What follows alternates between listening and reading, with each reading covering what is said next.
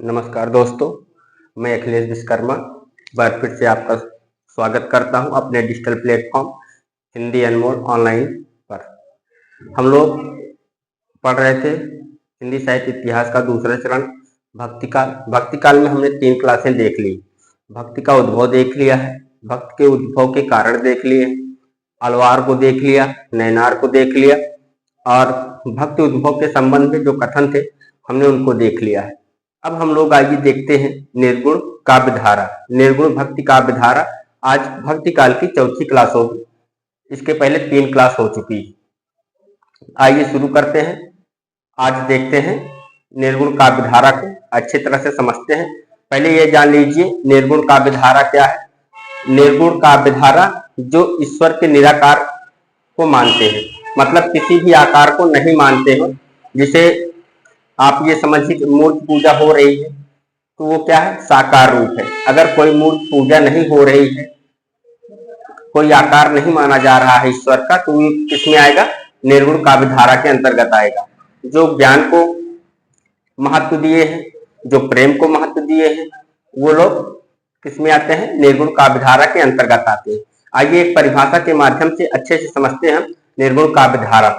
तो आप लोग हेडिंग डाल लीजिए निर्गुण भक्ति काव्य धारा। आज की चौथी क्लास होगी बच्चों। 2-3 दिन की छुट्टी हुई थी जी, जो आपको समझ में नहीं आया होगा उसको पूछ सकते हैं और हमको उम्मीद है कि आदिकाल आप लोगों का अच्छे से तैयार हो गया होगा।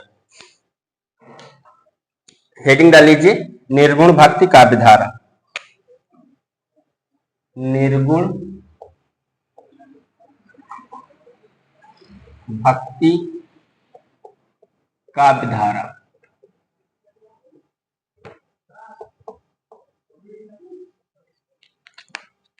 आइए लिखते हैं निर्गुण भक्ति काव्य धारा में जिन भक्त कवियों ने ईश्वर को,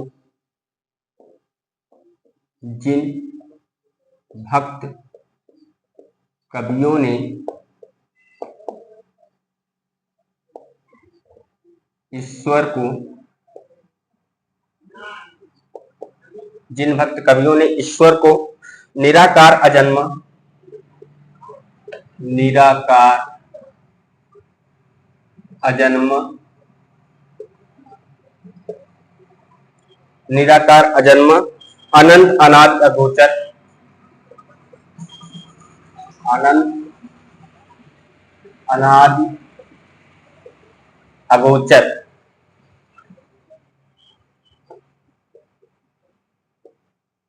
एक बार फिर से देख लीजिए। जिन भक्त कवियों ने ईश्वर को निराकार अजन्मा अनंत अनादि अगोचर मानकर उनकी उपासना में काव्य रचना की, मानकर उनकी उपासना में काव्य रचना की, काव्य रचना की,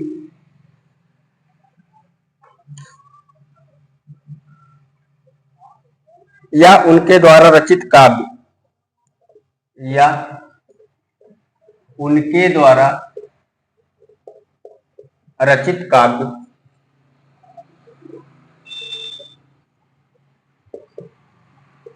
या उनके द्वारा रचित काव्य निर्गुण भक्ति काव्य धारा के नाम से जाना जाता है। काव्य को निर्गुण भक्ति काव्य धारा के नाम से जाना जाता है, जाना जाता है। निर्गुण भक्ति काव्य धारा को आगे लिखिए, निर्गुण भक्ति काव्य धारा को निम्नलिखित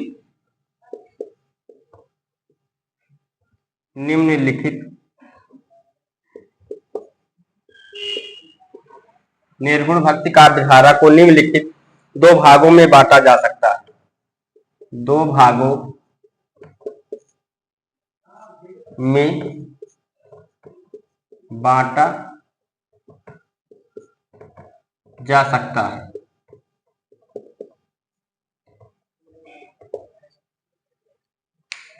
निर्गुण भक्ति किसे कहते हैं? जिन भक्त कवियों ने ईश्वर को निराकार, अजन्मा, अनंत, अनादि, अगोचर मानकर उनकी उपासना की, मतलब ईश्वर को किसी भी रूप को स्वीकार नहीं किया है और ये मानते हैं कि ईश्वर का जन्म नहीं हुआ है, ईश्वर सर्वमान विद्यमान है, अगोचर मानकर उनकी उपासना में काव्य रचना की या उनके द्वारा रचित काव्य को निर्गुण भक्ति काव्य धारा के नाम से जाना जाता है। निर्गुण भक्ति काव्य धारा को हम कितने भागों में विभाजित कर चुके हैं? दो।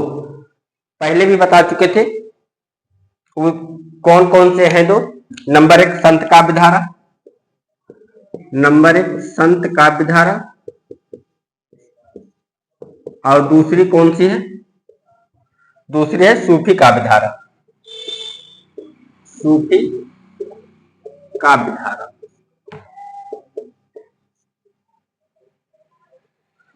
तो सबसे पहले आइए हम लोग देखते हैं संत काव्य धारा को।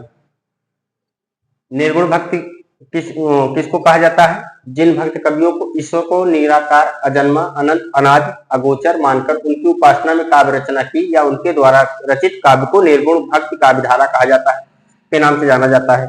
निर्गुण भक्ति काव्य धारा को निम्नलिखित दो भागों में बांट सकते हैं। कौन कौन से? संत काव्य धारा और सूफी काव्य धारा।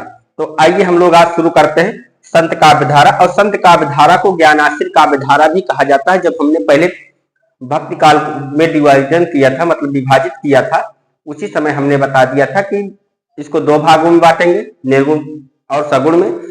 निर्गुण के दो भाग, संत काव्य धारा और सूफी काव्य धारा। तो आइए यहाँ पे लिख भी लेते हैं एक बार, संत काव्य धारा या इसको और क्या कहते हैं? ज्ञानाश्री काव्य धारा। और क्या बोलते हैं? ज्ञानाश्री काव्य धारा या ज्ञानाश्री काव्य धारा। और इसको क्या बोलते हैं? इसको बोलते हैं संत काव्य धारा को प्रेमाश्री काव्य धारा, प्रेमाश्री काव्य धारा। और पिछली कक्षा में हमने ये भी बताया था कि ज्ञानाश्री काव्य धारा और प्रेमाश्री काव्य धारा किसने नाम दिया था? तो रामचंद्र शुक्ल ने। और संत काव्य धारा और सूफी काव्य धारा किसने नाम दिया था? रामकुमार वर्मा ने। तो आइए इसी क्रम को आगे बढ़ाते हुए हम लोग सबसे पहले देखते हैं संत काव्य धारा। ये आपने नोट डाउन कर लिया होगा। हम आगे बढ़ते हैं, हेडिंग डाल लीजिए संत काव्य धारा।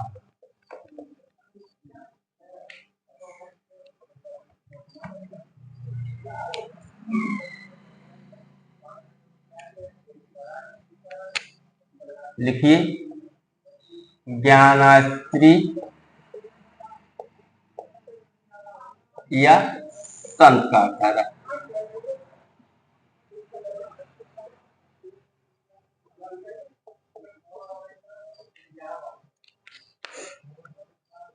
जिन भक्त कवियों ने ज्ञान को ईश्वर प्राप्त, जिन भक्त कवियों ने,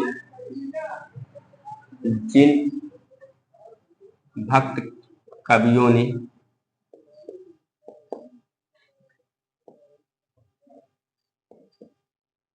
ज्ञान को ईश्वर प्राप्ति, जिन भक्त कवियों ने ज्ञान को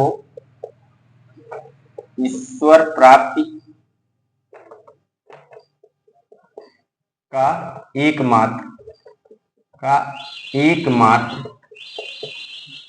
एकमात्र माध्यम मानकर काव्य रचना की। माध्यम या साधन, माध्यम मानकर काव्य रचना की, काव्य रचना की। उनके द्वारा रचित काव्य को, उनके द्वारा रचित काव्य को रामचंद्र शुक्ल ने रामचंद्र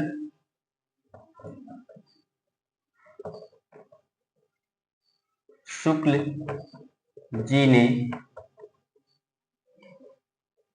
ज्ञानाश्री काव्यधारा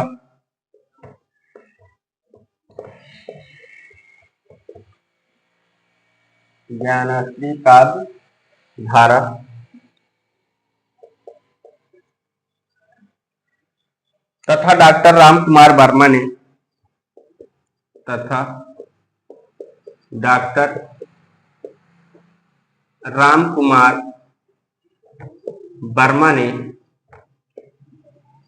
वर्मा ने संत काव्यधारा के नाम से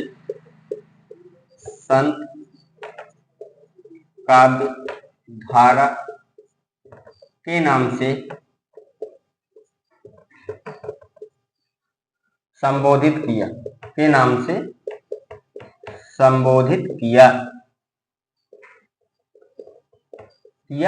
है।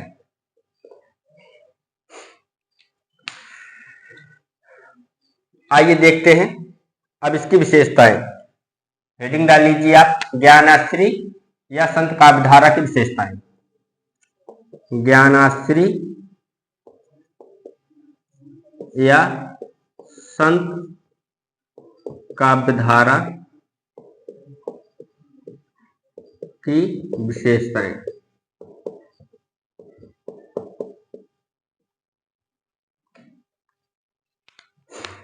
ज्ञानाश्री या संत काव्य किसे बोलते हैं? जिन भक्त कवियों ने ज्ञान को ईश्वर प्राप्ति का एकमात्र माध्यम या साधन मानकर काव्य रचना की, उनके द्वारा रचित काव्य को क्या मानते हैं? शुक्ल जी ज्ञानाश्री बोलते हैं और डॉक्टर रामकुमार जी क्या कहते हैं? संत काव्यधारा बोलते हैं। या आप ऐसे समझिए, जिन भक्त कवियों ने ज्ञान को ईश्वर प्राप्ति का एकमात्र साधन या माध्यम मानकर काव्य रचना की, उसे किस नाम से जाना जाएगा? ज्ञानाश्री काव्यधारा या संत काव्यधारा के नाम से जाना जाएगा। अब ज्ञानाश्री नाम किसने दिया अगर आपसे ये पूछा जाए तो रामचंद्र शुक्ल ने, और संत काव्यधारा किसने दिया? रामकुमार वर्मा ने। आइए ज्ञानाश्री और संत काव्यधारा की विशेषताओं को देखते हैं। तो पहली विशेषता आप लोग लिखिए, ईश्वर के निर्गुण रूप की उपासना होती है। नंबर 1, ईश्वर के निर्गुण का मतलब आप समझ गए होंगे, निराकार, अजन्मा, अनंत, अगोचर जो है उसी को हम क्या बोलते हैं? निर्गुण। ईश्वर के निर्गुण रूप की उपासना।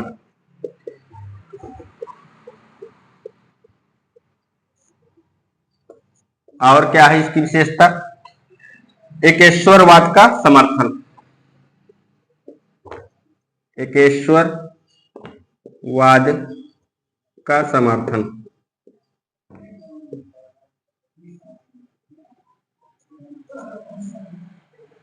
एक ही ईश्वर को ये लोग मानते हैं।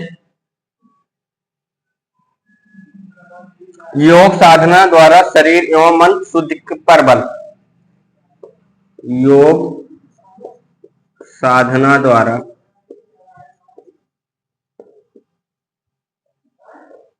शरीर एवं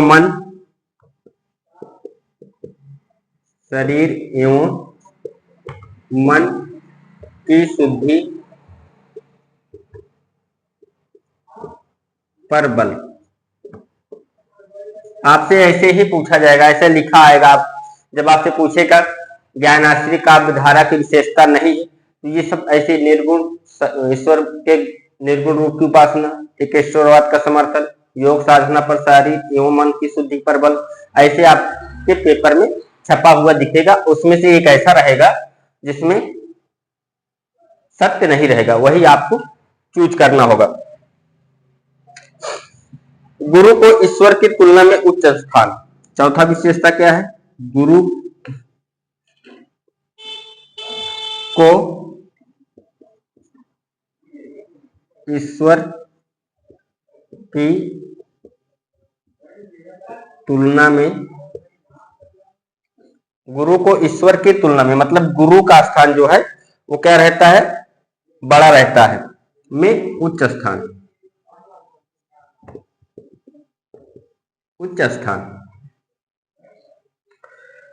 माया मोह की निंदा। 5 नंबर, माया मोह की निंदा की गई, की निंदा। 5 विशेषताएं हो गई। हम देख रहे हैं संत काव्य धारा को। संत काव्य धारा में जिन भक्त कवियों ने ज्ञान को ईश्वर प्राप्ति का एकमात्र माध्यम मानकर काव्य रचना की, उनके द्वारा रचित काव्य को रामचंद्र शुक्ल जी ने ज्ञानाश्री काव्य धारा, डॉक्टर रामकुमार वर्मा ने संत काव्य धारा के नाम से संबोधित किया है।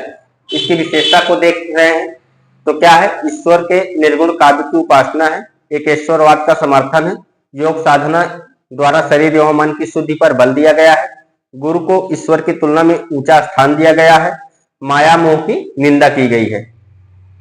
आइए और विशेषताओं को देखते हैं। अभी तक 5 विशेषताओं को देख लिए हैं।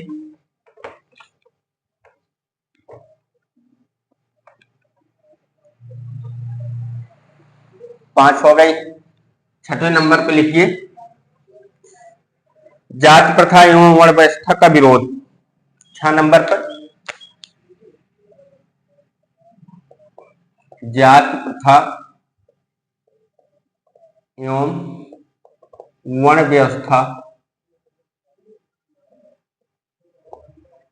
का विरोध।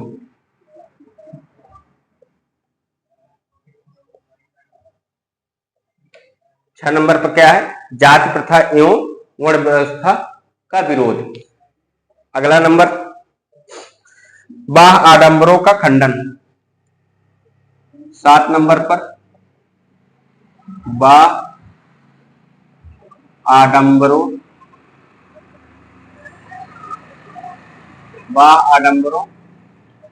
का खंडन।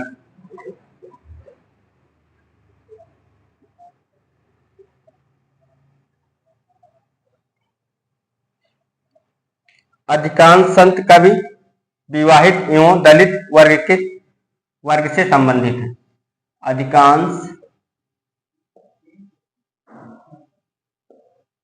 अधिकांश संत कवि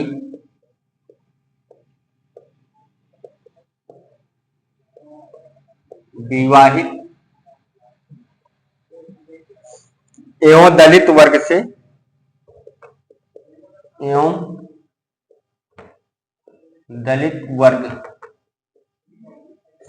संबंधित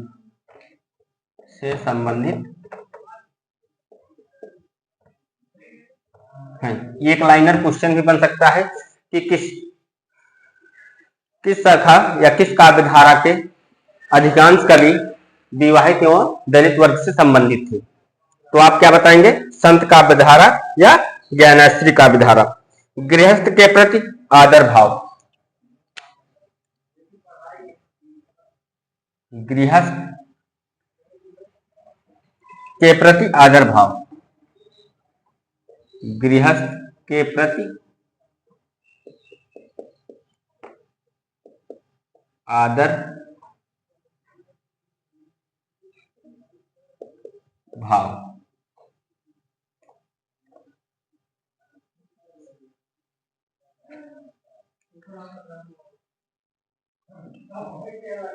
सदुक्कड़ी भाषा, ये भी इंपॉर्टेंट है। सदुक्कड़ी भाषा या सदुक्कड़ी भाषा का प्रयोग। साफ साफ लिख लीजिए या करके अभी लिखवा देंगे तो दिक्कत हो जाएगी। सदुक्कड़ी भाषा का प्रयोग इस काव्य में कौन सी भाषा का प्रयोग हुआ है, सदुक्कड़ी भाषा का प्रयोग एवं मुक्तक काव्यों की रचना। आपकी भाषा में लिखा रहेगा तो आप आसानी से समझ लेंगे। ब्रह्म सत्य जगत मिथ्या। 11 नंबर, ब्रह्म सत्य जग मिथ्या। ब्रह्म सत्य मतलब कि ये ब्रह्म जो निर्गुण ईश्वर है जो ज्ञान का ईश्वर है वही सत्य है, बाकी ये जगत क्या है, एक झूठ है, जग मिथ्या।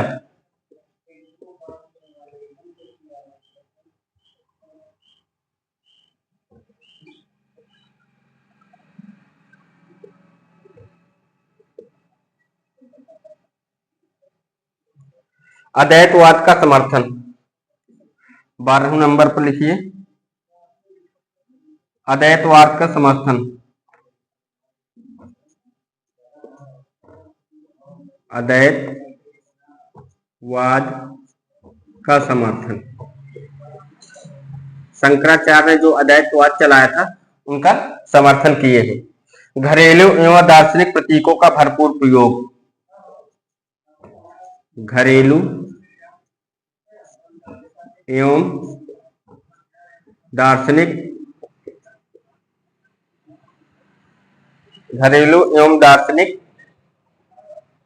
प्रतीकों का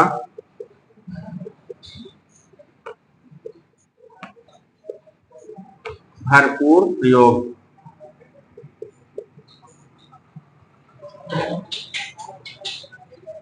उलटवासियों का प्रयोग। कबीर जी की वाणी कैसी थी, उलटवासी, तो उलटवासियों का प्रयोग।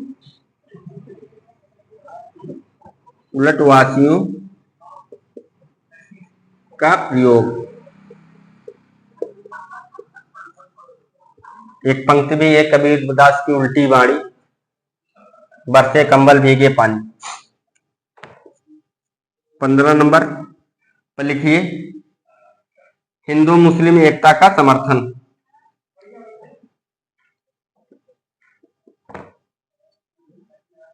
हिंदू मुस्लिम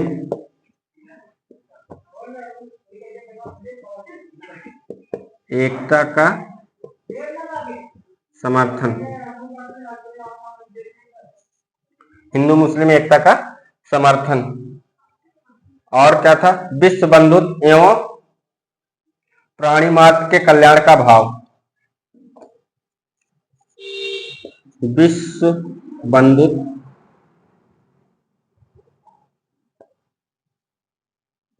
एवं प्राणी मात्र के कल्याण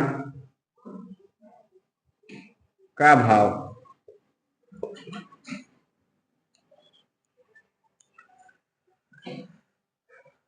सहज जीवन पर बल।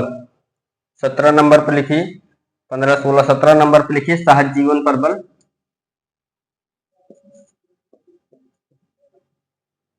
सहज जीवन पर बल। और 18 नंबर पर लिख लीजिए रहस्यवादिता। इनमें क्या थी, रहस्यवादिता। 6, 7, 8, 9, 10, 11, 12, 13, 14, 15, 16, 17, 18। ठीक है, क्रम भी ठीक है। हम क्या देख रहे थे, हम देख रहे थे ज्ञानाश्रित संत काव्यधारा की विशेषता को। तो पहले नंबर पे हमने क्या देखा था, ईश्वर के निर्गुण रूप की उपासना, एक ईश्वरवाद का समर्थन, योग साधना काव्य, योग साधना द्वारा शरीर एवं मन की शुद्धि, गुरु को ईश्वर की तुलना में उच्च स्थान, उसके बाद जात प्रथा एवं वर्ण व्यवस्था का विरोध, बाह आडंबरों का खंडन। अधिकांश संत कवि विवाहित एवं दलित से संबंधित हैं। गृहस्थ के प्रति आदर भाव, सदुक्कड़ी भाषा का प्रयोग एवं मुक्तक काव्यों की रचना। ब्रह्म सत्य जगत मिथ्या, मतलब ये ब्रह्म जो है, जो ज्ञान का ईश्वर है वही सत्य है, बाकी ये जग क्या है, एक झूठ है, माया का संसार है। अद्वैतवाद का समर्थन। घरेलू और दार्शनिक प्रतीकों का प्रयोग।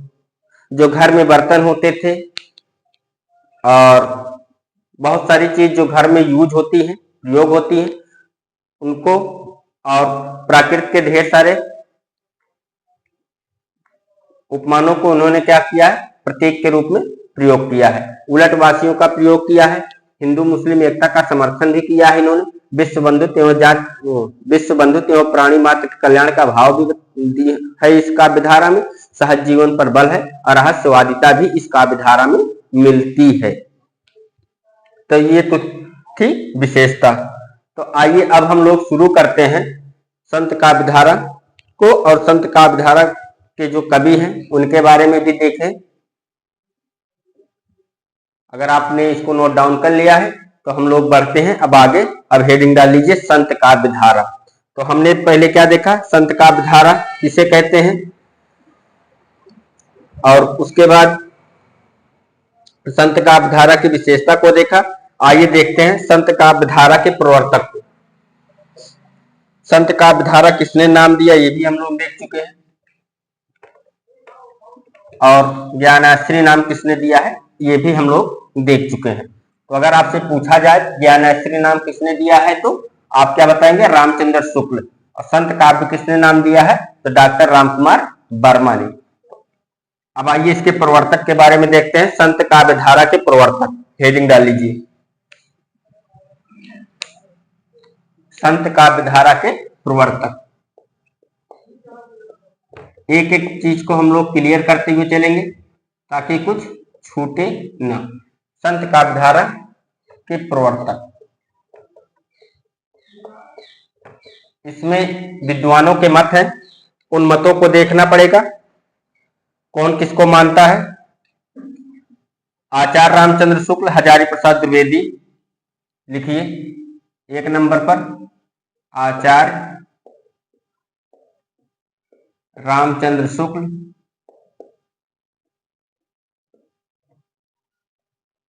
हजारी प्रसाद द्विवेदी, हजारी प्रसाद द्विवेदी, और कौन है, रामस्वरूप चतुर्वेदी। रामस्वरूप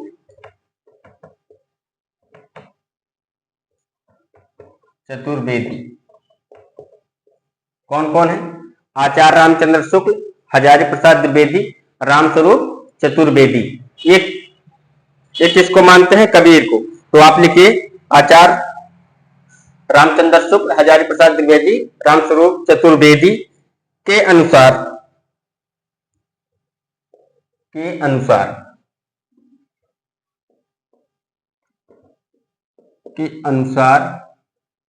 कौन है, कबीर। और यही सर्वमान्य मत भी है। कौन है, कबीर। और ये क्या है, सर्वमान्य।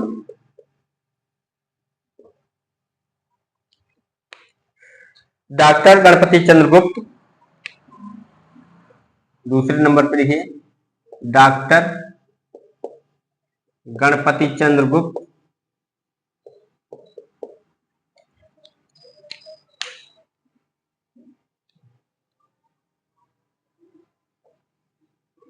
डॉक्टर गणपति चंद्रगुप्त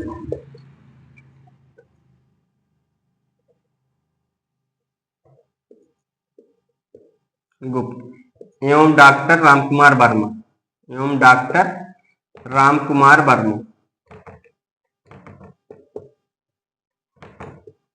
एवं डॉक्टर रामकुमार वर्मा के अनुसार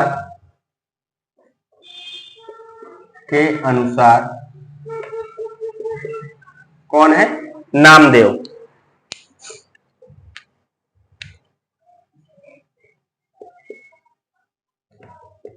नामदेव। अगर आपसे ये पूछे कि संत काव्य धारा के प्रवर्तक रामचंद्र शुक्ल के अनुसार, हजारी प्रसाद द्विवेदी के अनुसार या रामस्वरूप चतुर्वेदी के अनुसार कौन है, तो आप क्या बताएंगे, कबीर। अगर आपसे ये पूछे डॉक्टर गणपति चंद्रगुप्त और डॉक्टर रामकुमार वर्मा के अनुसार संत काव्य धारा का प्रवर्तक कौन है, तो नामदेव बताना है। वैसे आपसे ये पूछा जाए संत काव्य धारा के प्रवर्तक कौन है, तो आपको क्या बताना है, कबीर। आइए अब हम लोग सबसे पहले क्या करते हैं, संत काव्य धारा के कवियों का जो कालानुक्रम है, उनके जन्म और निधन को एक क्रम से बना लेते हैं, ताकि हम लोगों को कवियों के अगर कभी जन्म भूल भी जाए और क्रम में लगाने के लिए आ जाए क्वेश्चन तो हम उसको कर लें। तो आइए सबसे पहले ये काम करते हैं। अब आप लोग ये लिखिए, संत काव्यधारा के कवियों का कालानुक्रम। हेडिंग डाल लीजिए, संत काव्यधारा के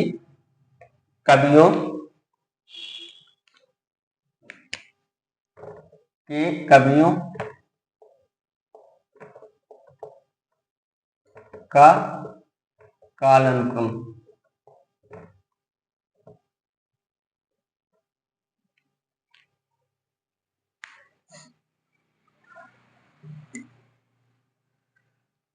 एक नंबर पे लिखिए नामदेव।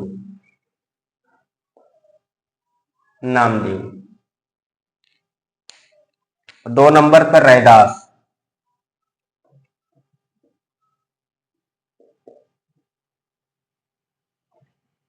3 नंबर पर कबीरदास।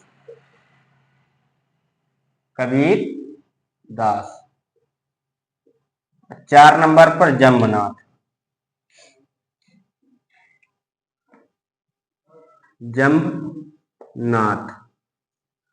5 नंबर पर हरिदास निरंजनी।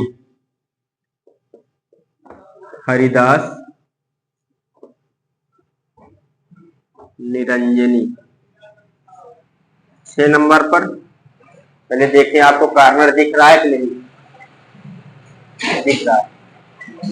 नंबर 1 पे नामदेव, नंबर 2 पे रैदास, नंबर 3 पे कबीरदास और 3 नंबर पे कबीरदास, 4 नंबर पे जम्बनाथ, 5 नंबर पर हरिदास और 6 नंबर पर गुरु नानक।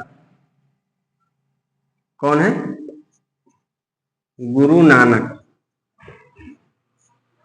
7 नंबर पर संत सिंगा। 8 नंबर पे आप लोग लिखिए लालदास।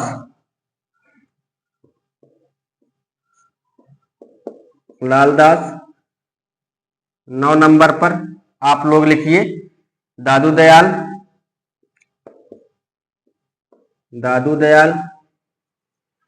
10 नंबर पर आप लोग लिखिए किसको? रज्जब को। 11 नंबर पर लिखिए मलूक दास को।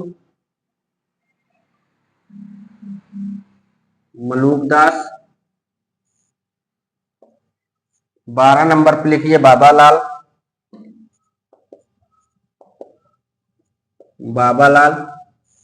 और 13 नंबर पे लिखिए किसको? सुंदरदास। अब हमको लगता है नीचे जा रहे हैं, अब नहीं दिखता होगा, एक बार चेक करते हैं। बाबालाल के नीचे नहीं दिख रहा है।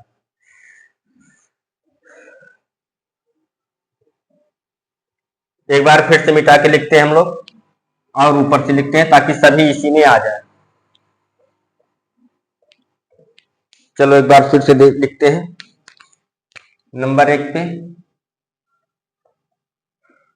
नामदेव, नंबर 2 पे Raidas, number 3 Kabir, number 4 Jambnath, number 5 कौन है? हरिदास निरंजनी।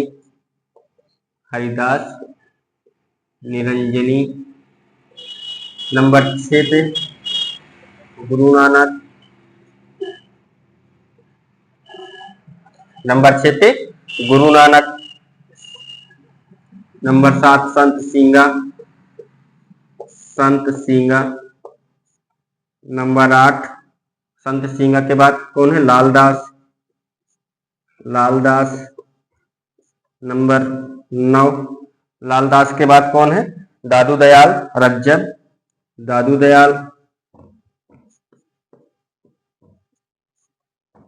नंबर 10 रज्जब। नंबर 11 मलूक दास। नंबर 12 पे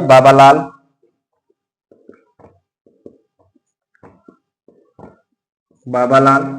नंबर 13 पे सुंदरदास। सुंदरदास। ये 13 नाम मैं क्रम से आप लोगों से सुनूंगा। जो 13 नाम हमने पीछे लिखवा रखे हैं, ये 13 नाम मैं आपसे कल क्रम से सुनूंगा। आप लोग अच्छे से याद कर लीजिएगा। आपको 2-3 दिन क्लासें मैंने नहीं डाली थी, ताकि आप लोग आदिकाल अच्छे से तैयार कर लें और रिवीजन कर लें, इसलिए 2-3 दिन क्लास नहीं पड़ी थी। लेकिन अब आप लोग को पीछे की क्लासें तैयार कर लिए हैं, तो आप कल इसको बिल्कुल तैयार करके आइएगा। इसमें आपको एक बार फिर से बता देते हैं। सबसे पहले कौन है? नामदेव, फिर रैदास, फिर कबीर, फिर जम्बनाथ, फिर हरिदास, फिर गुरु नानक, उसके बाद संत सिंगा, फिर लालदास, और उसके बाद कौन है? दादू दयाल, रज्जब, मलूकदास, बाबालाल और सुंदरदास। अब आइए इनके जन्म को लिख लेते हैं और इनके निधन को भी। हम जन्म भी पूछेंगे आपसे और इनकी जाति भी पूछेंगे। तो आइए सबसे पहले हम लिखते हैं नामदेव के बारे में। नामदेव का जन्म कब हुआ था? 1135 से ये जन्म है, और निधन कब हुआ था? 1215 ईस्वी। 1215 ईस्वी। ये क्या थे? दर्जी थे। ये क्या थे? दर्जी थे। और कहां के थे? महाराष्ट्र के। महाराष्ट्र के। रैदास का जन्म हुआ था 1388 ईस्वी में। 1388 ईस्वी। और मृत्यु कब हुई थी? इनकी मृत्यु हुई थी 1518 ईस्वी में। 1518 ईस्वी में। और ये जात के क्या थे? चमार थे। ये जात के क्या थे? चमार थे। और जन्म स्थान कहां था? काशी। कबीर का जन्म क्या था? 1398। 1398 से 1518 ईस्वी। कबीर का जन्म कब था? 1398 ईस्वी। 1398 से 1518 ईस्वी। और कबीर किस जात के थे? जुलाहा थे। जुलाहा थे। और जन्म कहां हुआ था इनका? इनका जन्म हुआ था काशी में।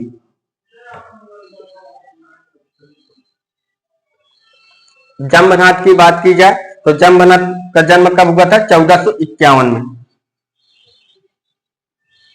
1451 में। और निधन कब हुआ था? इनका निधन हुआ था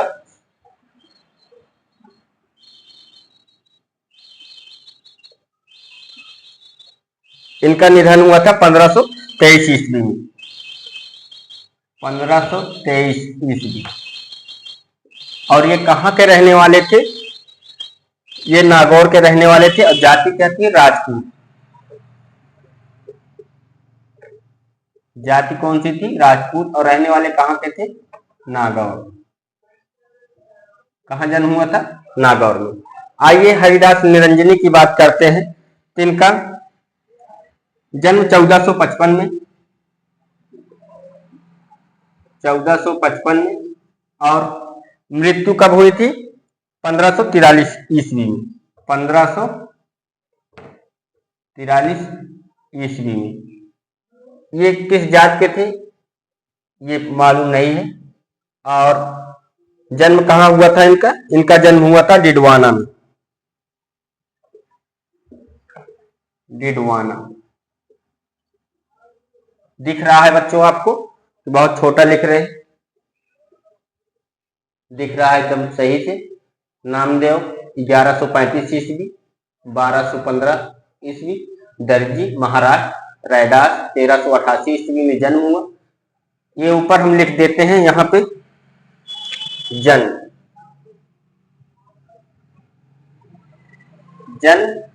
और यहाँ पे निधन। और ये क्या है? जाति और जन्म स्थल। जन्म स्थल। ठीक है।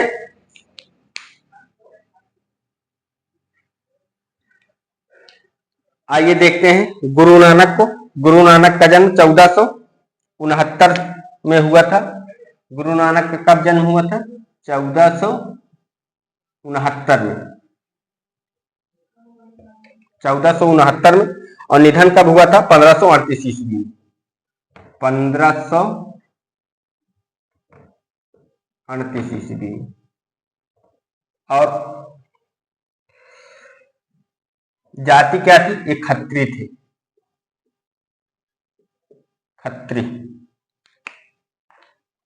ऐसे में आप लोग खली लिख लोगे, खत्री बनाते हैं ढंग से हम।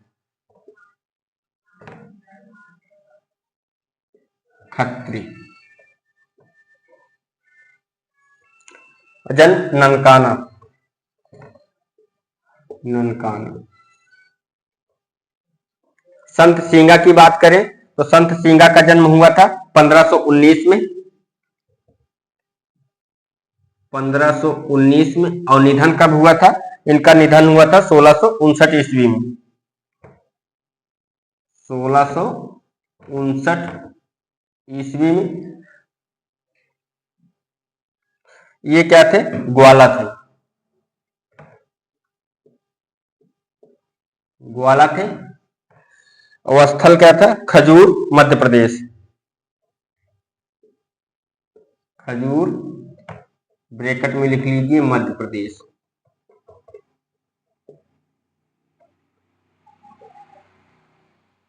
लालदास की बात करें तो लालदास का जन्म हुआ था 1540 में।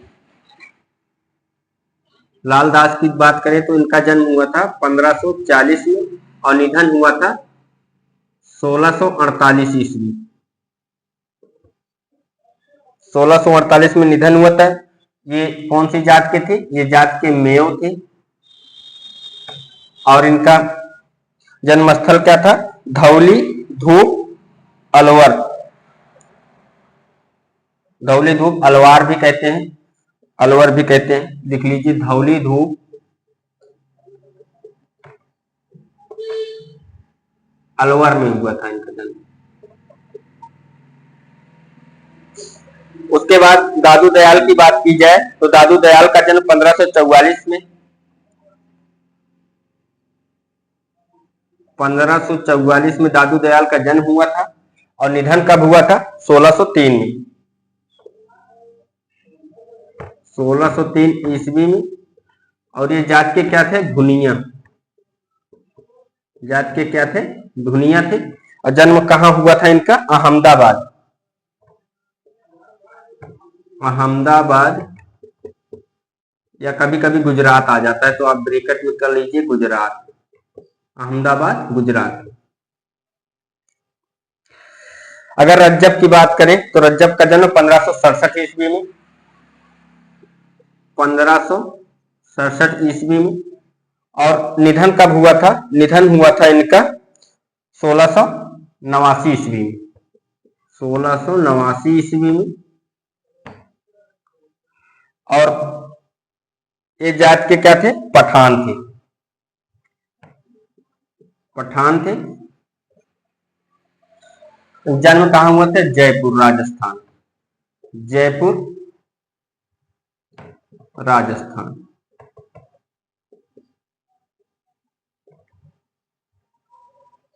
उसके बाद आते हैं कौन? मलूक दास। मलूक दास का जन्म हुआ था 1574 में। जन्म हुआ कब? 1574 में। और मृत्यु कब हुई थी? 1682 में। 1682 ईस्वी। ये भी जात के क्या थे? खत्री थे। जात के खत्री थे। और जन्म स्थान कहाँ था? प्रयागराज। प्रयागराज।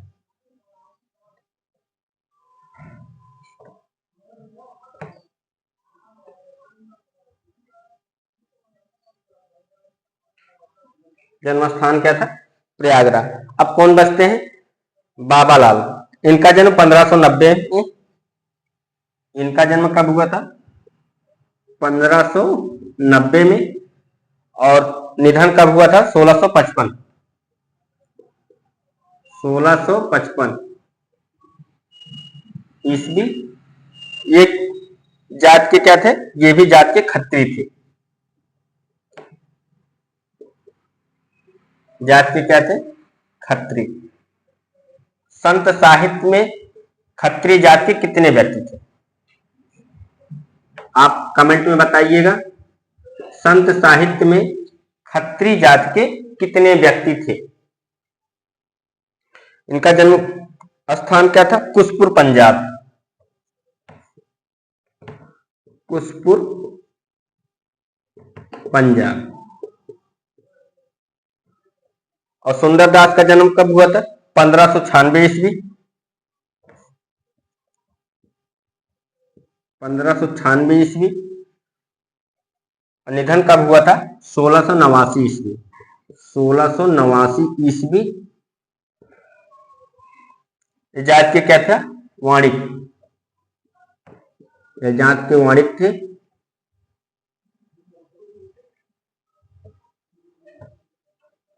और जन्म स्थान क्या था? दौसा, जयपुर, राजस्थान।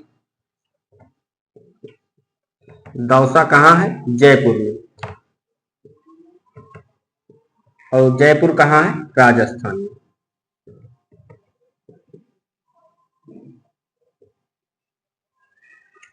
ठीक है, एक बार फिर से देख लीजिए। हम देख रहे थे संत काव्यधारा के कवियों का कालानुक्रम देख रहे थे। तो सबसे पहले नामदेव। नामदेव का जन्म कब हुआ? 1135 ईस्वी में। निधन कब हुआ? 1215 ईस्वी में। जात के दर्जी थे। जन्म स्थल क्या था? महाराष्ट्र। उसके बाद रैदास। रैदास का जन्म स्थल क्या है? 1388 ईस्वी। और निधन कब हुआ? 1518 ईस्वी। जात कौन सी है? चमार। जन्म स्थल क्या है? काशी। कबीरदास, जन्म 1398 ईस्वी। निधन 1518 ईस्वी। जाति जूलाहा। जन्मस्थल काशी। जम्बनाथ, जन्म 1451 ईस्वी। निधन 1523 ईस्वी। जाति राजपूत। जन्मस्थल नागौर। हरिदास निरंजनी, जन्म 1455 ईस्वी। निधन 1543 ईस्वी। जाति मालूम नहीं, अज्ञात है। जन्मस्थल डिडवाना। गुरु नानक, जन्म 1469 ईस्वी। निधन 1538। जाति खत्री। और जन्मस्थल ननकाना। संत सिंगा, जन्म 1519 ईस्वी। निधन 1659 ईस्वी। जाति ग्वाला। जन्मस्थल खजूर, मध्य प्रदेश। लालदास, जन्म 1540 ईस्वी। निधन 1648 ईस्वी। जाति मेव। जन्मस्थल धौली धूप, अलवर। दादू दयाल, जन्म 1544 ईस्वी। निधन 1603 ईस्वी। जाति धुनिया। जन्मस्थल अहमदाबाद, गुजरात। रज्जब, जन्म 1567 ईस्वी। निधन 1689 ईस्वी। जाति पठान। जन्मस्थल जयपुर, राजस्थान। मलूकदास, जन्म 1574 ईस्वी। निधन 1682 ईस्वी। जाति खत्री। जन्मस्थल प्रयागराज। बाबालाल, 1590 ईस्वी। जन्म इनका कब हुआ था? बाबालाल दास का 1590 ईस्वी। निधन 1655 ईस्वी। जाति खत्री। जन्मस्थल कुसपुर, पंजाब। सुंदरदास का जन्म 1596 ईस्वी। निधन 1689 ईस्वी। जाति वाड़िक। जन्मस्थल दौसा, जयपुर, राजस्थान। बस बच्चों, आज की क्लास इतनी ही। आपको ये सीक्वेंस याद करना है। अगर हमने इसलिए इसको ऐसे सीक्वेंस से लिखवाया जैसे आप इसको भूल जाएं, तब आपको, अगर आप जन्म मृत्यु भूल भी जाते हैं तब भी आप इसको क्रम से सेट कर सकते हैं। और कोई प्यारी सी ट्रिक बनाकर इस पे आप लोग कमेंट करिएगा, सर ये ट्रिक इसके लिए बेहतर है, ताकि हर बच्चों को याद करने में आसानी हो जाए। हम बहुत ट्रिक पर जोर नहीं देते। ट्रिक बनाने को हम भी बना सकते हैं, लेकिन अगर आप लोग बनाएंगे तो बेहतर ही बनाएंगे। चलो, कल एक ट्रिक बताना है आपको इस पर, और आपको ये बताना है कि खत्री जात के कितने संत कवि हुए हैं, और इसको याद भी करना है। आज की क्लास बस इसी पर समाप्त होती है। मिलते हैं कल की क्लास में। नमस्कार दोस्तों, जय हिंद।